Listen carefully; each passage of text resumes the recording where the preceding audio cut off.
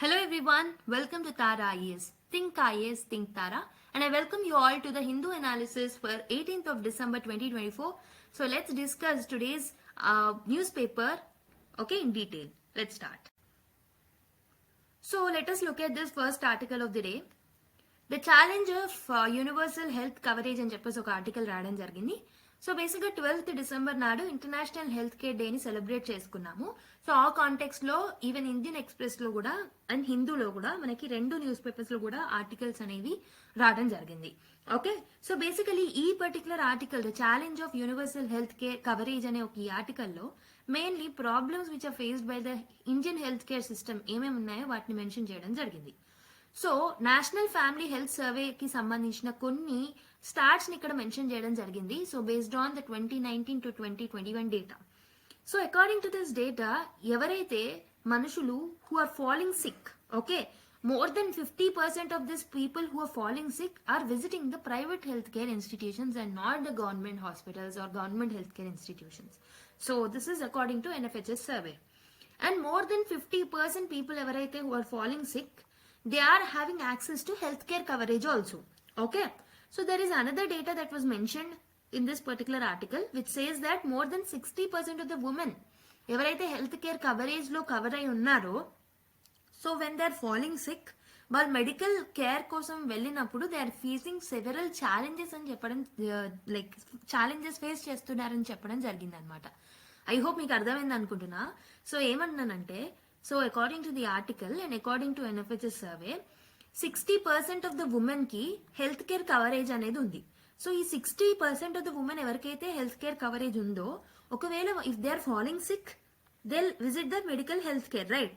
So health care coverage కోసం వెళ్ళినప్పుడు more than 60% of the people or women who are having the health care coverage they are facing challenges while actually they want to get the medical care. Medical care ni పొందాలనుకున్నప్పుడు they are facing the challenges. More than 60% women according to NFHS survey. And out of pocket expenditure కూడా ఎక్కువగా ఉంది ఇండియాలో అని చెప్పేసి ఈ survey చెప్పడం జరుగుతుంది.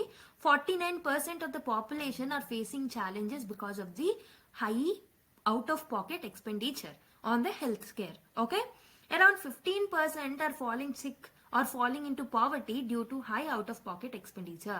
So out of pocket expenditure ఎక్కువగా ఉండడం వల్ల 49% పాపులేషన్ ఎఫెక్ట్ చేస్తుంది, as well as so 15% of the population below poverty line కి చేరుకుంటున్నారు అనమాట. Okay, they are middle class people అయినప్పటికీ BPL ఫ్యామిలీస్ గా మారిపోతున్నారు. So despite of being in the upper poverty line, up of the poverty line, so they are falling below the poverty line because of the high out of pocket expenditure as said in the article. Okay, so according to WHO universal health coverage అనేది important. So ఇండియాలో universal health coverage అనేది ఉంది. So basically దానికన్నా ముందు let me tell you this particular topic is important for the GS2 and GS3 point of view. GS2లో governance, polity, mainly governance point of వ్యూలో మనకి ఈ టాపిక్ చాలా important. And welfare scheme for the vulnerable sections and ఆల్లో కూడా మనకి ఇది cover అవుతుంది. అండ్ హెల్త్ అనే టాపిక్ లో మనకి ఇంపార్టెంట్. GS3లో economic development, inclusive growth and issues arising out of it అనే దాంట్లో కూడా ఈ టాపిక్ ని లింక్ చేసుకోవచ్చు. సో బేసిక్ గా ఇండియా అనేది ఈ ప్రాబ్లమ్స్ ని టాకిల్ చేయడానికి, for example I have told you that there are high out of pocket expenses in the health care, right? And design inefficiencies ఉండడం, రీజనల్ హెల్త్ అన్ఈక్వల్ గా spending గా ఉండడం, ఇలా డిఫరెంట్ ఛాలెంజెస్ ఏవైతే ఉన్నాయో వాటిని అడ్రస్ చేయడానికి government has come up with something called as universal health coverage, right? So మరి according to world health organization what is this universal health coverage? Universal health coverage అంటే ఏంటి according to the WHO? So WHO ప్రకారం universal health coverage అంటే access to quality health care. Quality health care కి accessibility అనేది ఉండాలి without any financial hardship. So financial hardship లేకుండా quality health care కి అందరికీ యాక్సెసిబిలిటీ ఉంటే దాన్ని మనం యూనివర్సల్ హెల్త్ కవరేజ్ అంటాం. So you need to get the accessibility ఎలా ఉండాలి? whenever you want the service you need to get and whatever the service you want you need to get. So ఇలా ఉన్నప్పుడు దాన్ని మనం యూనివర్సల్ హెల్త్ కవరేజ్ అంటాం అనమాట. So basically universal health care అనేది రెండిటి మీద డిపెండ్ అయి ఉంటుంది. ఒకటి యాక్సెసిబిలిటీ, ఇంకొకటి క్వాలిటీ అనమాట. Accessibility with respect to the services, accessibility with respect to time. Whenever you want you need to get the service, whatever the service you want you need to get that, and quality of the service should be maintained. Okay, without any financial hardship. So ఇది ఎవరు చెప్పారు? WHO చెప్పిన దాని ప్రకారం universal health care coverage అంటే ఇదన్నమాట. Okay, so మనకి normal గా హెల్త్ డిస్పారిటీస్ అనేది ఒక ఇష్యూ అనమాట ఇండియాలో. So it is existing even with in the states అనమాట. ఒక స్టేట్ లో కొన్ని రీజియన్స్ లో స్పెసిఫిక్ పాలసీస్ ని ప్రాపర్ గా ఇంప్లిమెంట్ చేయలేకపోవడం, ఓకే, కొన్ని రీజియన్స్ లో ఎక్కువ హెల్త్ క్రైసిస్ ఉండడం, కొన్ని రీజియన్ లో హెల్త్ క్రైసిస్ లేకపోవడం, కొన్ని రీజియన్ లో యాక్సెసిబిలిటీ ఉండడం, కొన్ని రీజియన్స్ లో యాక్సెసిబిలిటీ లేకపోవడం, ఇలా ప్రాబ్లమ్స్ అనేవి కూడా మనం ఫేస్ చేయడం జరుగుతుంది. సో మరి what is the significance of this universal health coverage? Okay, universal health coverage గురించి ఆర్టికల్లో మెన్షన్ చేయడం జరిగింది. So that's the reason we're going to look at what is it significance. అసలు మనకి యూనివర్సల్ హెల్త్ కేర్ కవరేజ్ అనేది ఎందుకు అంటే first thing is to need to get the equitable health outcomes. So health outcomes ఏవైతే ఉన్నాయో అవి equitable గా ఉండాలి. సో ఫేర్ యాక్సెస్ అనేది ఉండాలి అందరికి, despite of their economic economic గా కొంచెం వీక్ గా ఉన్నా, లేకపోతే రీజన్ అంటే రూరల్ ఏరియాస్ లో ఉన్నా, ఓకే, ఎక్కడున్నా సరే వాళ్ళకి equitable access to health outcome should be there. So that is the first significance of universal health coverage. And also పావర్టీని తగ్గిస్తుంది.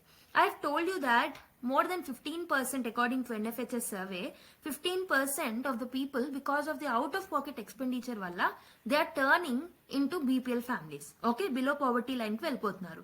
So danni tackle cheyalante manam em cheyali? Without any financial constraints manam andarki universal health coverage anedi ivvali. So universal health coverage anedi ichinappudu out of pocket expenses evaithe untayo avi taggi, so it will help in reduction in the poverty. Okay, next economic benefits. Healthier populations ఎవరైతే ఉన్నారో definite గా, so demographic dividend ఏదైతే ఉంటుందో దీన్ని మనం tap చేయాలన్నా దీన్ని మనం యూటిలైజ్ చేసుకోవాలనుకున్నా we need to have the healthy population అనమాట. Healthy population will be more predictive. So మనకు బెటర్ రిజల్ట్స్ అనేవి వస్తాయి. సో ఈవెన్ ఎకనామిక్ బెనిఫిట్స్ కూడా ఎక్కువగా ఉంటాయి with respect to human capital. Okay, with respect to healthy population. Okay, so human capital development అనేది కూడా జరుగుతుంది if you have universal health coverage. Next social justice. So social justice కి ఎలా help అవుతుంది అని అంటే దిస్ విల్ హెల్ప్ ఇంక్లూజన్ అనమాట. So lower state of the society ఎవరైతే ఉంటారో వాళ్ళకు కూడా హెల్త్ కేర్ యాక్సెసిబిలిటీ అనేది ఉంటుంది. దానివల్ల they'll get quality services because of which they can improve their quality of life. Especially marginalized groups యొక్క క్వాలిటీ ఆఫ్ లైఫ్ అనేది ఇంప్రూవ్ అవుతుంది. So this is the significance of universal health coverage. So మరి ఏమేమి challenges ఉన్నాయి with respect to universal health coverage అంటే there are some challenges with respect to it. First thing ఏం చెప్పాను? I have told you that so I have told you that whatever the services that people are getting it needed to be accessible. Okay, it needed to be accessible and also quality services అనేది అందాలి. Quality services అందాలి అని అంటే definite గా services provide చేసే వాళ్ళు కూడా they have to be highly skilful. Okay, so మనకు తెలుసు రోజుకి ఒక కొత్త టైప్ ఆఫ్ డిసీజెస్ అనేవి కూడా వస్తున్నాయి. ఓకే, కోవిడ్ పాండమిక్ ని మనం ఎక్స్పెక్ట్ చేయలేదు బట్ వచ్చింది. So which require lot of skills in the health care service providers. Okay, but one of the important problem that we're facing is human resources shortages అనమాట. Qualified doctors ఉండట్లేదు and doctor patient ratio కూడా match అవ్వట్లేదు అనమాట. Medical staff ఎవరైతే ఉంటారో especially rural areas లో ఉన్న వాళ్ళు, రిమోట్ ఏరియాస్ లో ఉన్న వాళ్ళు, వాళ్ళకి ప్రాపర్ స్కిల్స్ అనేవి ఉండట్లేదు అనమాట. So that is one of the issues అని చెప్పొచ్చు. So it means there is a lack of skilled work force at all the levels of the health care. Okay, and also private sector presence చూసుకుంటే కూడా, so private sector presence అనేది important. ఎందుకనంటే to fulfil the gap private sector presence అనేది కూడా అవసరమే. కానీ what is the problem with the private sector nowadays is over commercialisation అనమాట. So private sector profits expect చేయడంలో తప్పులేదు. ఓకే, సో ప్రాఫిట్స్ ఎక్స్పెక్ట్ చేయడంలో తప్పులేదు, కానీ ప్రాఫిట్స్ కోసమే వాళ్ళు వర్క్ చేస్తున్నారు nowadays, especially the doctors. Okay, I'm not generalizing the statement, but there are some doctors in some hospitals who are working to increase their profits instead of preventing the diseases, instead of working upon preventing the diseases. So కావాలని ఎక్కువగా prescribe చేయడం, tablets కానీ medicines కానీ ఏదైనా ఎక్కువగా prescribe చేస్తున్నారు. Okay, అవసరం లేకుండా కొన్ని వాటికి చిన్నగా పోయే వాటికి కూడా చికిత్స చేస్తున్నారు. సో దీనివల్ల వాళ్ళ ప్రాఫిట్స్ పెంచుకోవాలన్న మోటివ్ తో they are coming up. Okay, so their motive is profiteering అనమాట. So this is one of the issues అని చెప్పొచ్చు. Okay, so private presence is good, but if private people are only working to increase their profit, that is not good అనమాట. Okay, and also regional variations కూడా ఉన్నాయి. Okay, so for example ఒక్కొక్క region లో geographical scope ని బట్టి, geographical area బట్టి, అక్కడ ఉన్న క్లైమేట్, వెదర్, దాన్ని బట్టి మనకి అక్కడ ఉన్న డిసీజెస్ అనేవి డిఫర్ అవుతూ ఉంటాయి. ఫర్ ఎగ్జాంపుల్ కేరళలో జెనెటిక్ హైపర్ టెన్షన్ ఎక్కువగా ఉంటుంది, ఎందుకంటే ఇక్కడ ఎక్కువ ఏజింగ్ పాపులేషన్ అనేది ఎక్కువగా ఉంటుంది కేరళలో. అండ్ వెస్ట్ బెంగాల్లో చూసుకుంటే high fertility rates, C sections ఎక్కువ జరుగుతున్నాయి. బీహార్ అండ్ గుజరాత్ ఏరియాలో public investment with high disease burden, public investment అనేది చాలా తక్కువగా ఉంది. సో ఇప్పుడు మీరు ఇలా రీజనల్ వేరియేషన్స్ ఉన్నప్పుడు, if you're coming up with only one policy, the blanket policy, that is with one size fits all approach తో మీరు ముందుకు వస్తే, okay, it will not help. Blanket policy will not help. We have to come up with the reason specific approaches అనమాట. ఏ region లో ఏది burden ఎక్కువగా ఉందో దాన్ని బట్టి we have to come up with the policies and schemes. Okay, so that is one of the problem. Next, health system design flaws. So focusing on curative care అనమాట. మనం preventive care మీద ఎక్కువగా focus చేయట్లేదు. We are only coming up with the curative care, which is a flaw అని చెప్పొచ్చు. So this is the health system design flaw. So we have to come up with the preventive measures. And also for example, ఇండియాలో NCD burden ఎక్కువగా ఉంది. That is non communicable diseases ఏవైతే ఉన్నాయో, so more than 50% of the deaths in India because of the non communicable diseases according to WHO. So కాబట్టి NCD diseases ని తగ్గించడంలో, preventive measures ని తీసుకురావడంలో దృష్టి అనేది పెట్టాలి. ఓకే, సో ప్యాకేజ్డ్ ఫుడ్స్ ఎక్కువగా తింటున్నారు. People are actually getting addicted to the junk food. So దీనికోసం ప్రాపర్ మెజర్స్ అనేవి తీసుకురావాలి government. And also if you look at the health expenditure of the government, this is very low అనమాట. Okay, according to WHO 3% of the GDP మనము health expenditure మీద పెట్టాలి. కానీ if you look at in the real terms, average గా global లో 5 to 6% పెడుతున్నప్పటికీ, and WHO ఇచ్చిన recommendations ప్రకారం 3% పెట్టాలి, కానీ we're only spending 1.28% of the GSDP in the health sector అనమాట. So which means low public health expenditure అనేది ఉంది. So if you look at West Bengal spends 1,346 per capita compared to the estimated 22,000 required for the universal health coverage. Okay, west బెంగాల్లో మనకి ఎంత అవసరం normal గా అంటే, per capita అంటే ఒక పర్సన్ కి 22,205 రూపీస్ స్పెండ్ చేయాలి. కానీ ఎంత స్పెండ్ చేస్తున్నారు on an average? Only 1,300 per capita is getting spended on each individual. Okay, so there is a lot of difference in what is needed and what is actually happening. Okay, and also out of pocket expenditure కూడా చాలా high ఉంది అని చెప్పాను. So almost average గా చూసుకుంటే 50% of the health care cost అనేది main Kerala, Punjab లాంటి areas లో 50% అవుట్ ఆఫ్ పాకెట్ ఎక్స్పెండిచర్ అనేది ఉందన్నమాట.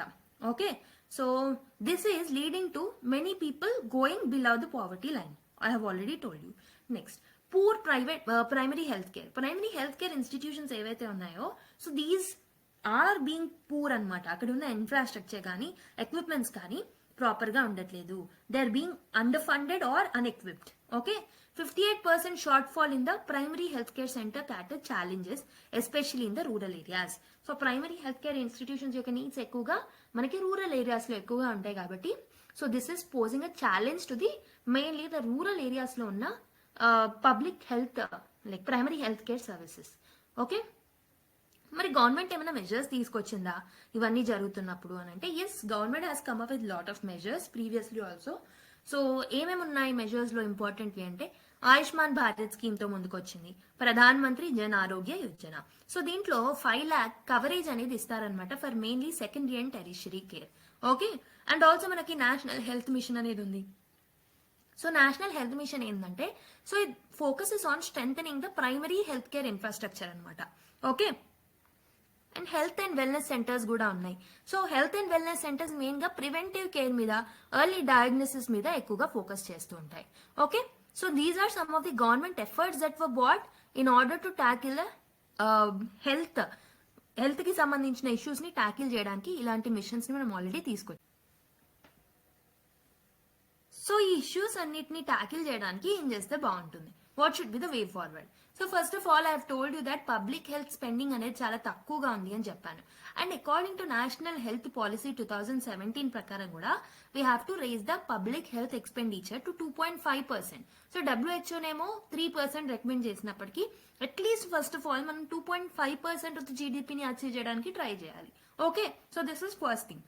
నెక్స్ట్, ప్రైమరీ హెల్త్ కేర్ యొక్క సర్వీసెస్ ఏవైతే ఉంటాయో అవి బాగాలేవు కాబట్టి, and because of the infrastructure కానీ అండర్ ఫండింగ్ ఉండడం కానీ, సో ఈ ఇష్యూస్ ఉన్నాయి కాబట్టి we have to come up with equipping the primary health care institutions and health care wellness centres ఏవైతే ఉంటాయో వాటిని కూడా ఎక్విప్ చేయాలి ప్రాపర్గా, వాటికి ప్రాపర్ ఫండింగ్ అనేది ఇవ్వాలి, so that they can actually come up with the preventive measures. Okay, early stage diseases ని ట్యాకిల్ చేయగలుగుతారు, అవుట్ ఆఫ్ పాకెట్ ఎక్స్పెండిచర్స్ ని కూడా తగ్గించగలిగే కెపాసిటీ వాటికి ఉంటుంది.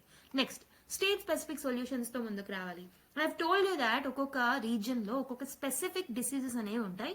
Okay, we have to come up with tailored strategies అనమాట.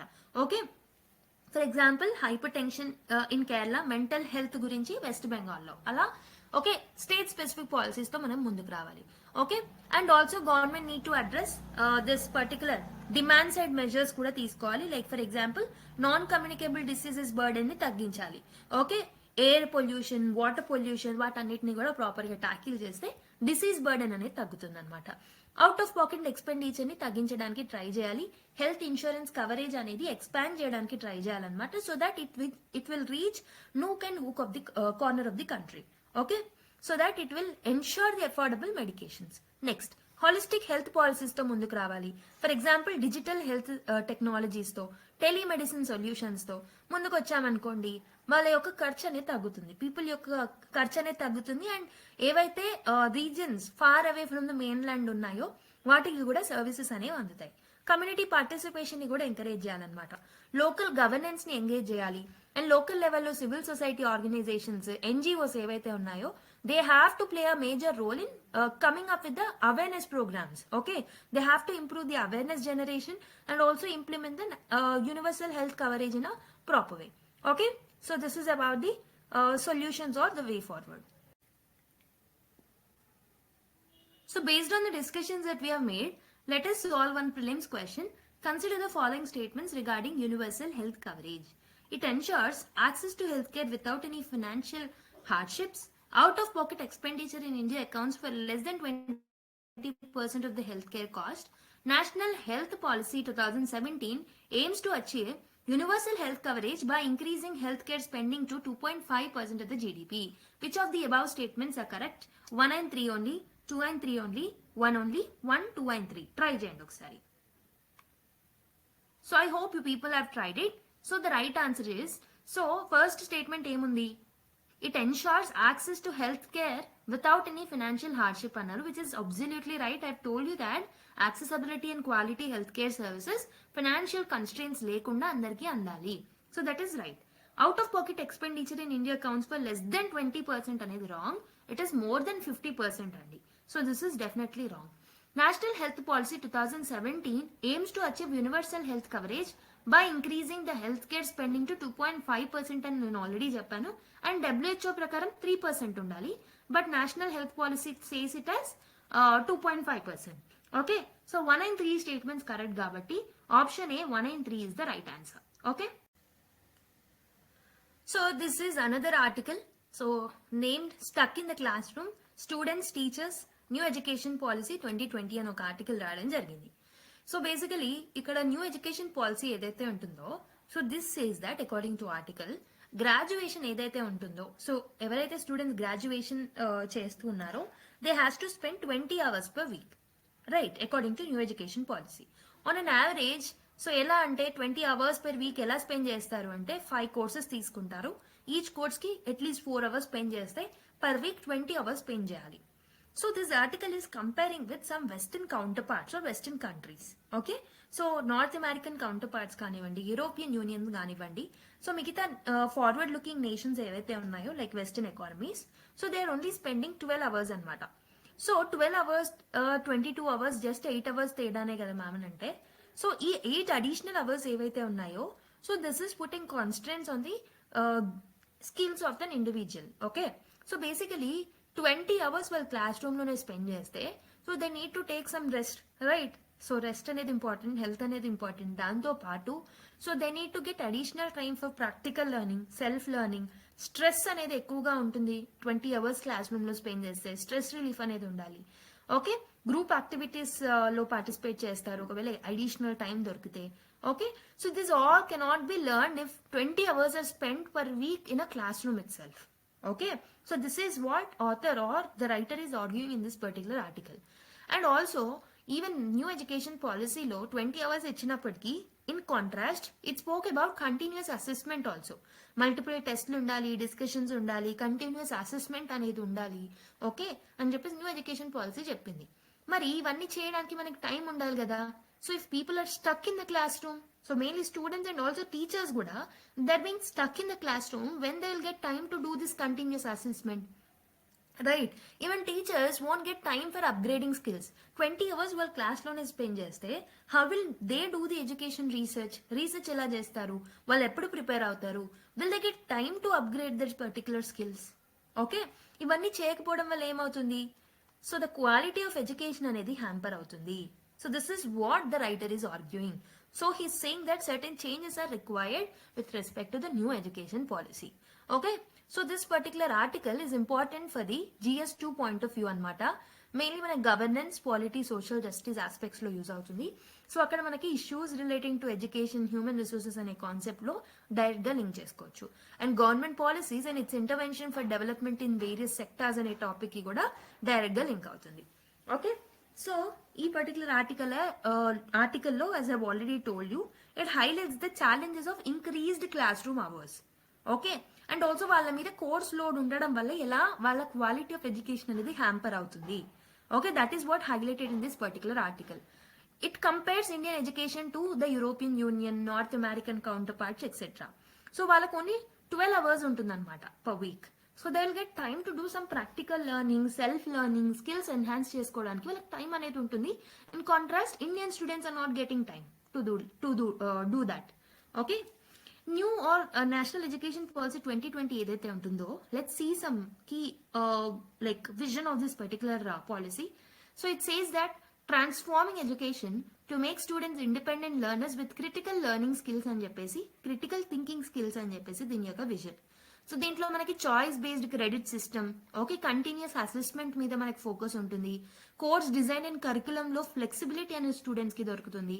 So these are some of the features. However this is one of the important topics that needed to be dealt in detail, but let's look at the things that are given in the article itself. Okay, ఇప్పుడు detail గా మనం new education పాలసీని deal చేసుకోలేము. So that's why will look into the things that are given in this article. So what are the key issues as part of the article? Okay, writer ఏం highlight చేశారంటే classroom hours అనేవి ఎక్కువగా ఉన్నాయి. Indian students ఒక్కొక్క semester కి 5 courses తీసుకుంటున్నారు. On an average they are spending 4 hours per course weekly. So on an average 20 hours per week they are spending in the classrooms.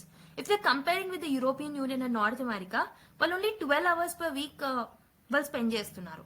So దీని వల్ల ఏమవుతుంది, as I already told you, this is reducing their time for self study, research, assignments, group activities and etc. చేయడానికి వాళ్ళకి time అనేది exhaust అయిపోతుంది అనమాట. Okay, so this is one of the important takeaway from this article. And apart from that వాళ్ళ learning quality అనేది disturb అవుతుంది. Students are merely becoming the passive recipients అనమాట. Just ఒక యాక్టివ్ లెర్నర్స్ మాత్రమే అవ్వాలి. Okay, rather than becoming an active learners they are becoming active listeners or passive listeners sometimes. Okay, continuous గా వాళ్ళ classes లో ఉన్నప్పుడు అది వల్ల నిజం చెప్పాలి అని అంటే they will not be able to grasp the concept. Okay, so they are getting very limited time for critical thinking and reflective learning. Okay, so they are not able to get the time for exploring beyond the classrooms through assignments, group projects, group discussions, etc. Okay, and this is also reducing the time for the assessment. Continuous assessment అనేది ఉండాలి అని చెప్పేసి new education policy చెప్తుంది. Okay, కానీ they are not getting time to do this particular continuous assessment. Okay, so choice based credit systems allowed fewer courses but more frequent assessments అనమాట. కానీ ఇప్పుడు class room timings అనేవి ఎక్కువగా ఉండడం వల్ల this is limiting their scope for assessing these particular things that they are learning. Okay, ఇదే కాదు, students మీదనే కాదు, టీచర్స్ మీద కూడా ఇంపాక్ట్ అనేది ఉంటుంది. Faculty are also spending almost 14 to 16 hours per week అనమాట. If you're comparing with the European Union or the North America, teachers or faculty are spending only 8 to 12 hours. Okay, there is a reduction in the time for research, curriculum development and all. Course revisions చేయడానికి, interdisciplinary collaboration చేయడానికి కూడా they are not getting proper time. అంటే quality of teaching అనేది కూడా hamper అవుతుంది. Okay, so there is a disparity across the institutions also. elite institutions like IITs, IIMs ఏవైతే ఉన్నాయో they offer flexibility with fewer classroom hours if you're comparing. And public universities, college ఏవైతే ఉన్నాయో so they have longer teaching hours అన్నమాట, which is affecting the quality of the teaching and also quality of the students life. మరి ఏం చేస్తే బాగుంటుంది, what should be the way forward according to the author అని అంటే, so he says that we have to reduce the classroom hours. Okay, limit courses, ఏవైతే courses తీసుకుంటున్నారో 5 courses బదులు 3 courses per semester కి తీసుకురండి. Okay, so that we can align with global standard and also మనం student యొక్క burden ని తగ్గించవచ్చు. Okay, quality learning మీద ఫోకస్ చేయాలి, self study, reflective learning, interdisciplinary research మీద ఎక్కువగా ఫోకస్ చేయాలి students. Implement continuous assessment, balance high stakes and low stake assessment to ensure continuous learning and feedback. So వాళ్ళకి proper time ఉన్నప్పుడు then continuously assess their performances in various things. Okay, faculty development, support faculty development అనేది కూడా important. Okay, so ఫ్యాకల్టీకి more time అనేది దొరికినప్పుడు they will get the time for research, curriculum design చేయడానికి, okay, redesign చేయడానికి, cross disciplinary collaborations చేయడానికి teachers కి or ఫ్యాకల్టీకి టైం అనేది దొరుకుతుంది అనమాట. ఓకే, ఫ్లెక్సిబుల్ కోర్స్ డిజైన్ ని తీసుకురావాలి. Implement institutional flexibility in teaching methods so that we can achieve the vision of new education or national education policy 2020. So this is about this particular article. Okay, one of the important key takeaway from this article is so things to be changed or reformed in the national education policy is reduction in the classroom hours so that they'll get time to assess themselves. Okay.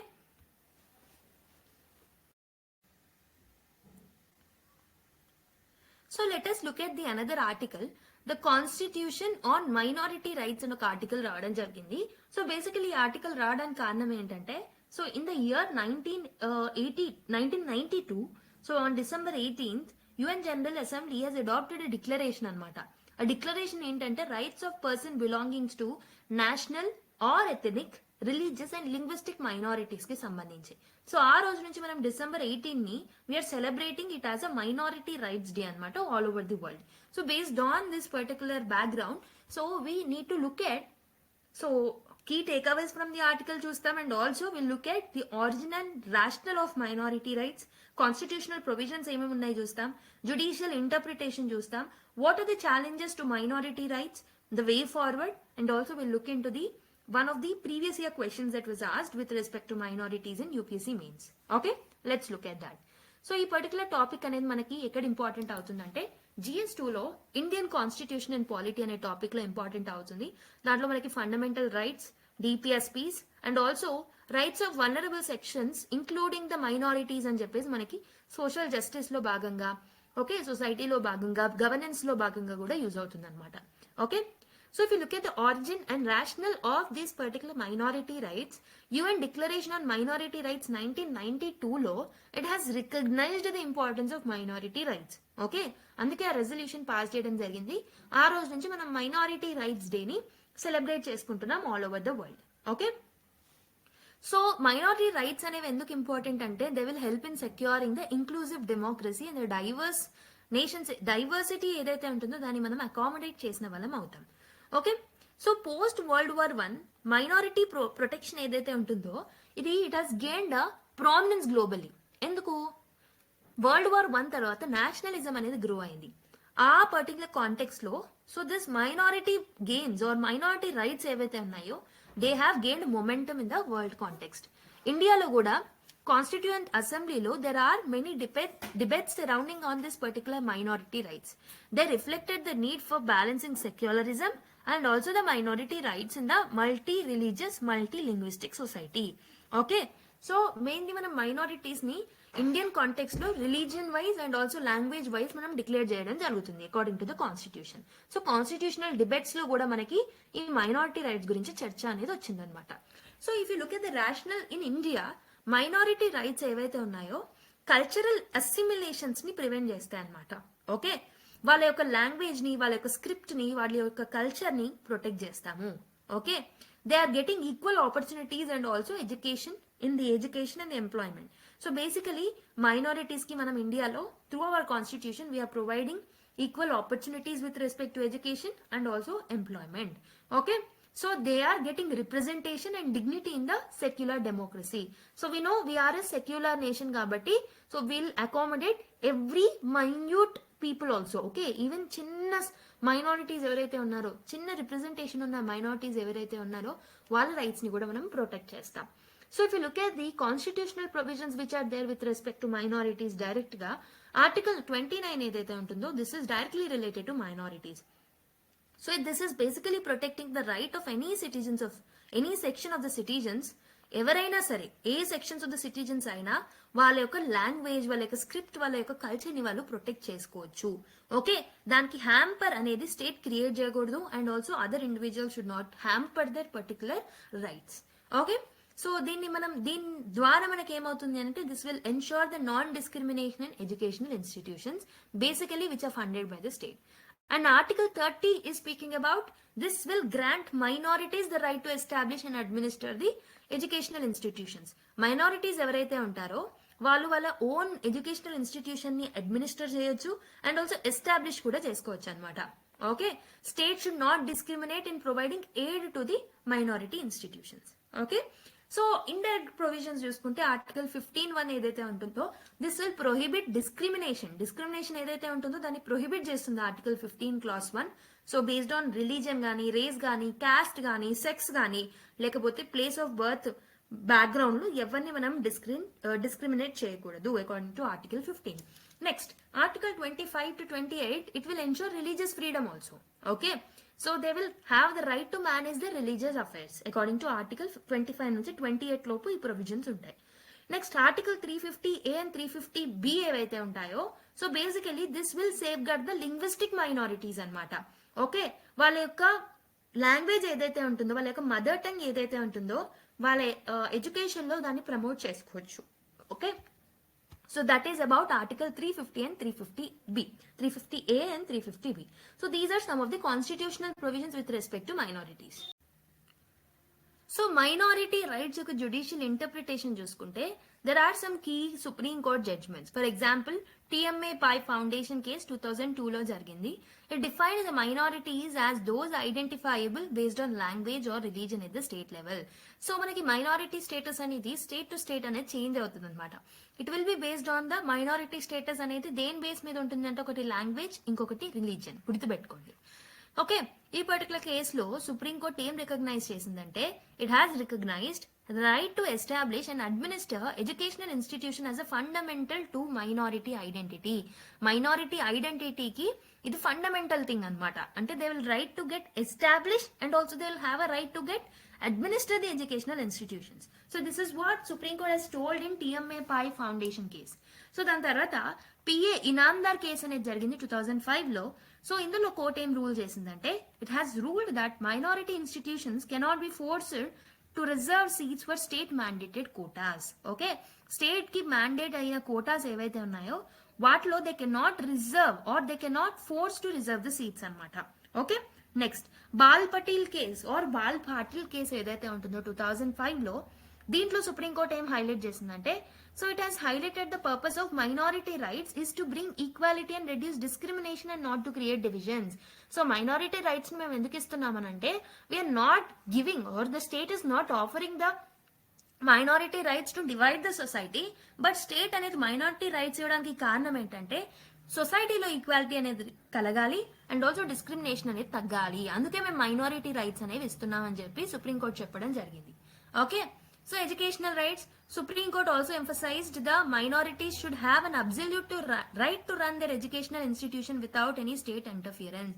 Supreme Court ఏం చెప్పింది అని అంటే, state interference లేకుండా, without any state interference minorities కి right ఉంటుంది. They will have that absolute right to run their own institutions. And also courts అనేవి stress చేసే దేని మీద అంటే, there is a need to balance minority rights with equality, justice and national unity. This is what the courts have emphasized upon. మరి ఏమేమి challenges ఉన్నాయి minority rights కి? What are the different challenges to minority rights అంటే, ఒకటి identity and integration అనమాట. Okay, so the balancing cultural protection with national unity remains always the challenge. So వాళ్ళ యొక్క culture ని ప్రొటెక్ట్ చేయాలా, ఇంకోవైపు నేషనల్ యూనిటీ అనేది ఇంపార్టెంటా? వీటిని రెండింటిని బ్యాలెన్స్ చేయడం అనేది ఒక ఛాలెంజ్ గా మిగిలి ఉంటుంది. Judicial interpretation, there is a lack of uniform definition for minority.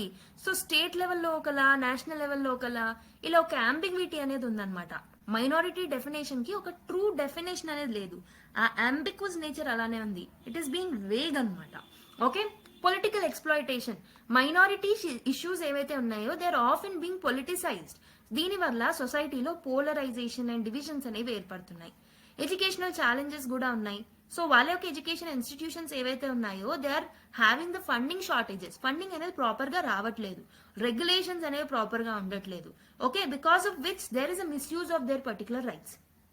Okay, and ఇంకొకటి ఏంటంటే there is a rise in majoritarian narratives which is undermining the minority rights. So majority people ఎవరైతే ఉంటారో, మెజారిటీ సెక్షన్స్ ఏవైతే ఉంటారో వాళ్ళ యొక్క narratives అనేవి they are undermining our minority rights ని తొక్కిపడేస్తున్నారు అనమాట వాళ్ళు. ఓకే, దీని వల్ల సెక్యులర్ ఫ్యాబ్రిక్ ఆఫ్ ఇండియా అనేది డిస్టర్బ్ అవుతుంది. మరి ఏం చేస్తే ఈ ప్రాబ్లమ్స్ ని మనం సాల్వ్ చేయొచ్చు? ఫస్ట్ థింగ్, మైనారిటీస్ యొక్క డెఫినేషన్ అనేది ఇంపార్టెంట్. ఎందుకు? అంబిగ్వస్ గా ఉందని చెప్పాను కదా. సో యూనిఫామ్ లీగల్ డెఫినేషన్ అనేది స్టేట్ కి అండ్ ఆల్సో నేషనల్ లెవెల్లో కూడా ఒకే డెఫినేషన్ అనేది తీసుకురావాలి. సో దాట్ ఆ క్లారిటీ అనేది తీసుకొచ్చిన వాళ్ళం అవుతాం. ఓకే, వాళ్ళకి ఎడ్యుకేషనల్ రైట్స్ ఏవైతే ఉన్నాయో వాటిని మనం స్ట్రెంథెన్ చేయాలి. ప్రాపర్ ఫండింగ్ ఇవ్వాలి, ఇన్ఫ్రాస్ట్రక్చర్ సపోర్ట్ ఇవ్వాలి, ఫినాన్షియల్ సపోర్ట్ అనేది ఇవ్వాలన్నమాట. అవేర్నెస్ అనేది ఇంపార్టెంట్. మైనారిటీస్ కి ఎడ్యుకేట్ చేయడం అనేది ఇంపార్టెంట్ అనమాట. సో వాళ్ళకున్న కాన్స్టిట్యూషనల్ రాజ్యాంగ హక్కులు ఏవైతే ఉన్నాయో వాళ్ళకి తెలియజేయాలి. Okay, there is an importance of awareness. Again ఇక్కడ అవేర్నెస్ జనరేషన్ కోసం we can actually take help of NGOs and also civil society organisations. Okay, judicial vigilance. So strict implementation of minority rights అనేవి important. Judicial intervention తో ఆ minority rights ని proper గా implement అనేది మనం చేయగలుగుతాము.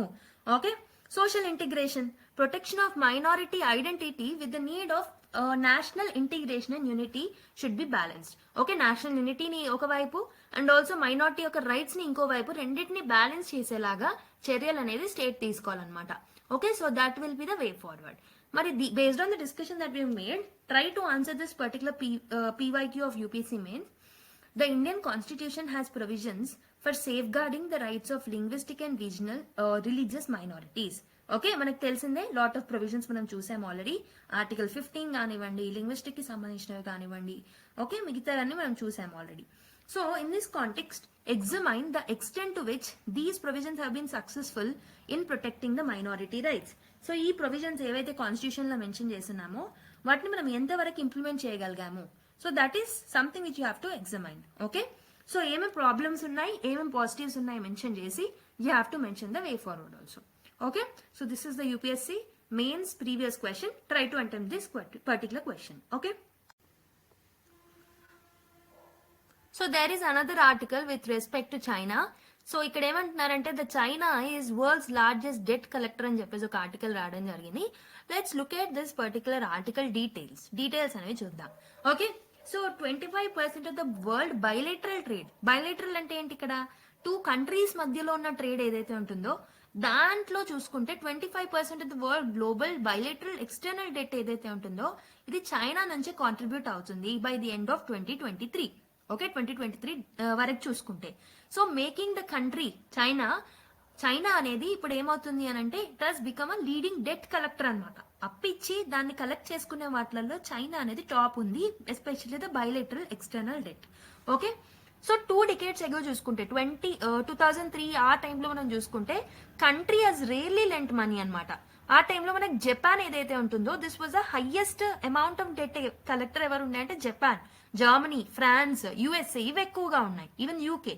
ఫర్దర్ లాస్ట్ 2 decades లో చూసుకుంటే చైనా ఎక్స్టర్నల్ డెట్ ఏదైతే ఉంటుందో అది ఇంక్రీజ్ అవుతూ వచ్చింది అనమాట, మ్యాసివ్ గా ఇంక్రీజ్ అవుతూ వచ్చింది. బైలేటరల్ ఎక్స్టర్నల్ డెట్ ఏదైతే ఉంటుందో దాంట్లో ఇంకా చైనా ఎక్స్పోనెన్షియల్ గా గ్రో అయిందని చెప్పొచ్చు. Okay, so in other words ఇక్కడ ఏమంటున్నారు అని అంటే China is majorly responsible for the rapid rice in the external debt in the last 20 years. Okay, మీరు ఇక్కడ చూసుకుంటే చార్ట్ లో మెయిన్ గా ఇక్కడ వరకు if you look at the chart 2, so in this particular area మనకి ఈ పర్టికులర్ ఏరియా చైనా చూసుకుంటే 1973 నుంచి 2003 వరకు చైనా యొక్క కాంట్రిబ్యూషన్ చాలా తక్కువగా ఉంది. బట్ 2003 నుంచి 2020 వరకు చూసుకుంటే ఇదంతా చైనానే కాంట్రిబ్యూట్ చేసింది. ఆల్మోస్ట్ 25% అనమాట. అంటే చైనాస్ లాస్ట్ 2 డికెడ్ లో ఇచ్చిన డెట్ కలెక్షన్ ఏదైతే ఉంటుందో దాంట్లో చాలా ఎక్స్పోనెన్షియల్ గా గ్రో అయిందని చెప్పొచ్చు. Okay, so chart 1 shows the bilateral external debt stocks owned to all the countries and to China especially over the time. So ఇక్కడ మనం చార్ట్ 1 లో కూడా చైనా గురించి చూసుకోవచ్చు. And also China share in the total bilateral external debt stock owned. Okay, external debt అనేది పెరిగిందని చెప్పొచ్చు. ఈ కాంటెక్స్ట్ లో మనం ఏం చేద్దామంటే will look at the implications of this particular thing in detail. Okay,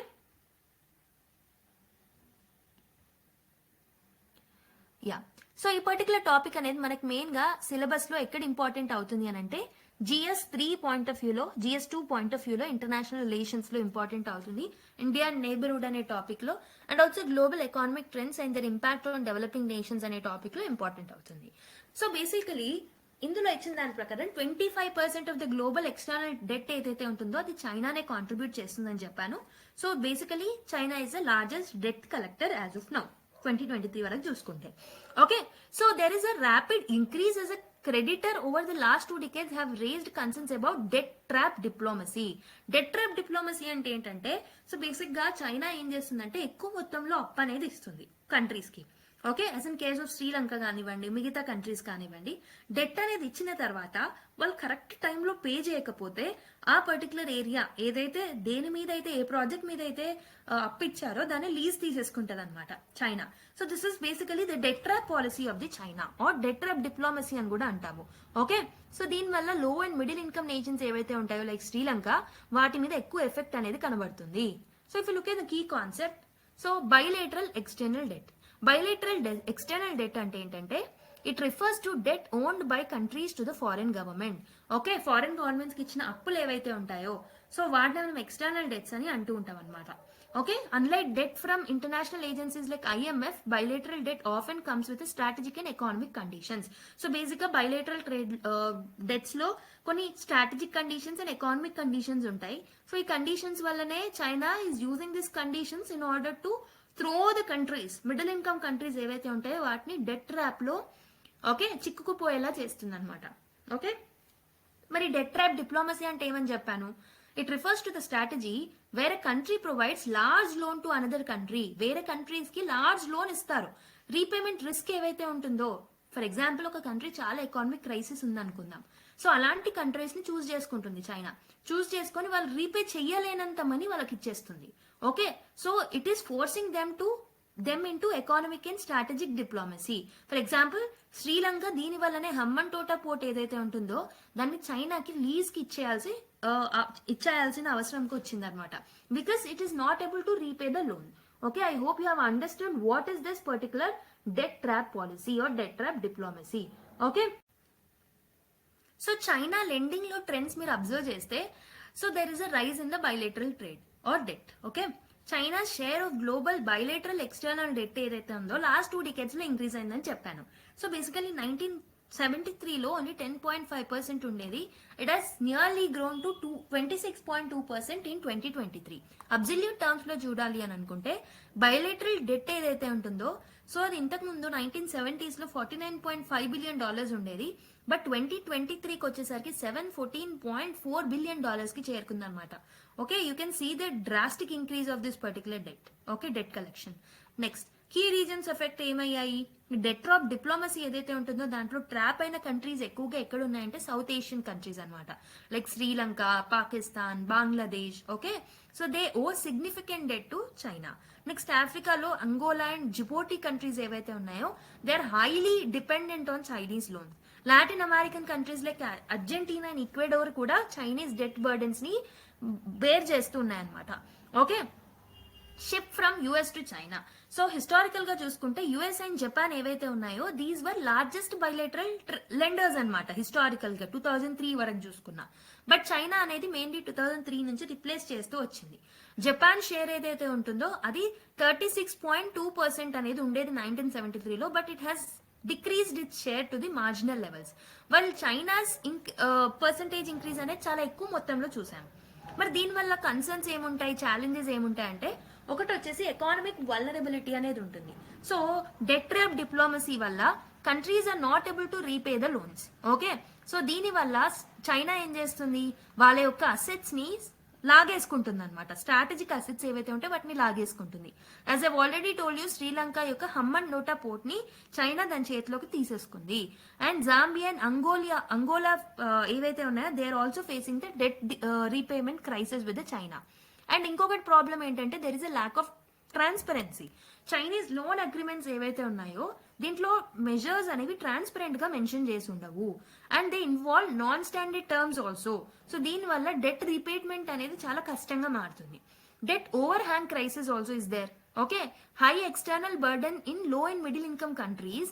దీని వల్ల వాళ్ళు ప్రాపర్ గా మెయిన్లీ మిడిల్ ఇన్కమ్ కంట్రీస్ మీద ఈ బర్డన్ అనేది ఉండడం వల్ల వాళ్ళు హెల్త్, ఎడ్యుకేషన్, ఇన్ఫ్రాస్ట్రక్చర్ వాటి మీద ఎక్కువగా ఇన్వెస్ట్ చేయలేకపోతున్నారు. దీనివల్ల వాళ్ళ కంట్రీ లాంగ్ టర్మ్ లో డెవలప్ అవ్వదు. ఓకే, వాళ్ళు అదే పొజిషన్ లో ఉంటారు, ఇంకా కిందికి వచ్చే ఛాన్సెస్ కూడా ఉంటాయి.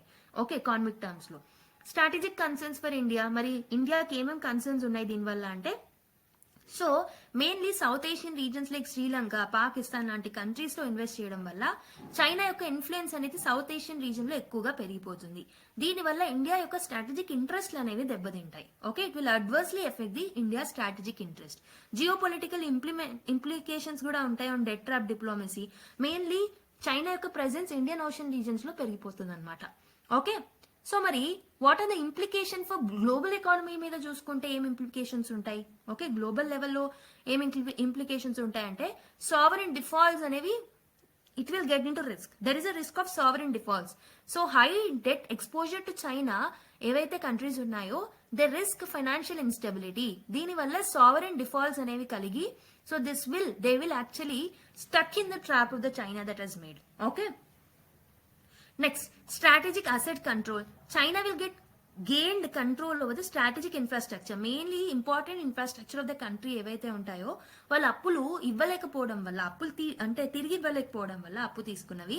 సో దాని వల్ల వాళ్ళ యొక్క స్ట్రాటజిక్ పోర్ట్స్ కానీ రైల్వేస్ కానీ ఇవన్నీ చైనా దాని చేతిలోకి లాగేసుకుంటుంది అనమాట. Geopolitical realignment. China's lending reinforces its economic and geopolitical dominance also. Economic గా చాలా స్ట్రాంగ్ అయిపోతుంది with respect to Africa, Asia. వాటి దగ్గర ఉన్న రిసోర్సెస్ ని కూడా ట్యాప్ చేసేసుకుంటుంది అనమాట. ఓకే, మరి ఏం చేస్తే బాగుంటుంది ఈ కాంటెక్స్ట్ లో అంటే, what should be the way forward అంటే, first thing is debt restructuring అనేది చేయాలన్నమాట. Okay, mainly G20 common framework for debt treatment ఏదైతే ఉంటుందో అలాంటి గ్లోబల్ ఫ్రేమ్వర్క్స్ ని తీసుకురావాలి in order to address this particular unsustainable debt issues. ఈ ఇష్యూస్ ఏవైతే ఉన్నాయో, చైనా పోస్ట్ చేసే ప్రాబ్లమ్స్ ఏవైతే ఉన్నాయో వాటన్నిటిని ట్యాకిల్ చేయడానికి గ్లోబల్ లెవెల్ నెగోషియేషన్స్ అనేవి జరగాలన్నమాట. కంట్రీస్ కలిసికట్టుగా they have to come up with some measures.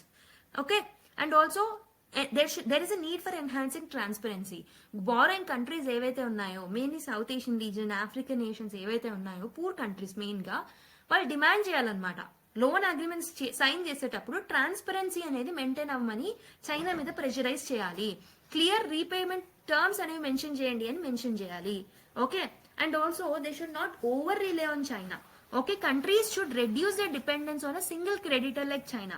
దాని బదులు multilateral organisations like World Bank, IMF అలాంటి గ్లోబల్ లెండర్స్ ఎవరైతే ఉంటారో వాటి మీద కూడా డిపెండ్ అవ్వచ్చు. జపాన్ లాంటి నేషన్స్ మీద కూడా డిపెండ్ అవ్వచ్చు ఈ countries, instead of depending only on the China. Okay, so దానివల్ల వాళ్ళు రిస్క్ లోకి వెళ్ళిపోతారు కాబట్టి they have to diversify their credit resources also. Regional partnerships. India and like minded partners ఎవరైతే ఉంటారో, లైక్ క్వాడ్ గ్రూపింగ్ కానివ్వండి, బ్రెజిల్ లాంటి కంట్రీస్ కానివ్వండి, okay, Japan, all other nations, okay, who are against China's strategic thoughts ఏవైతే ఉన్నాయో వాటికి against గా ఉన్న కంట్రీస్ అందరూ కలిసికట్టుగా పార్ట్నర్షిప్ చేసి they can offer alternative financing options to counter China dominance. So China యొక్క డామినెన్స్ ని తగ్గించడానికి these countries have to come together and Sheikh there hands. Okay, so this should be the way forward.